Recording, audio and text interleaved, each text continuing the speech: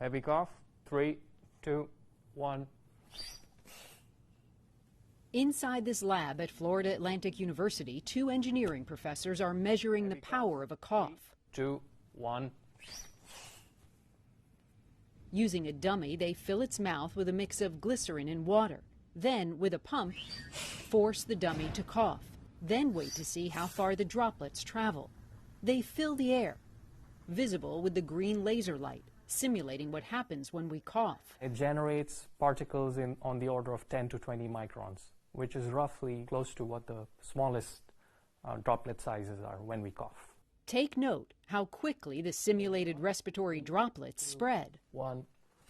The droplets expelled traveled a distance of 3 feet almost immediately. Within 5 seconds, the droplets were at 6 feet, then 9 feet in just about 10 seconds. Remember, 9 feet is 3 feet beyond the recommended social distancing guidelines. It's already reaching roughly 9 feet now. It's still moving farther slowly.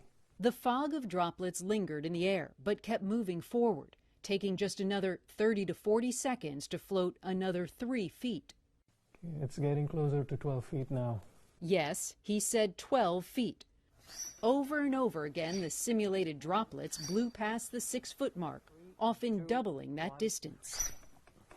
Okay, it has passed 3 feet already, approaching 6 feet.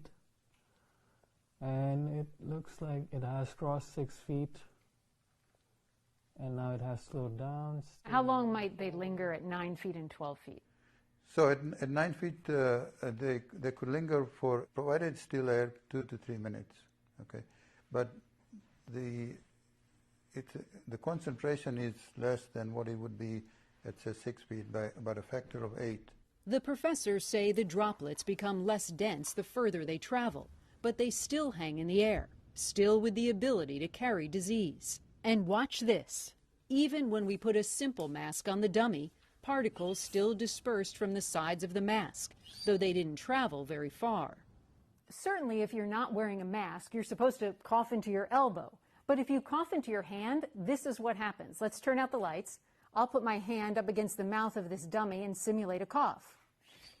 You can see the droplets spray in all directions.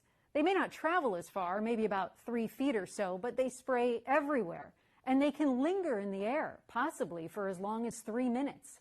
Intensity of the cough matters, so we tested a gentle cough too.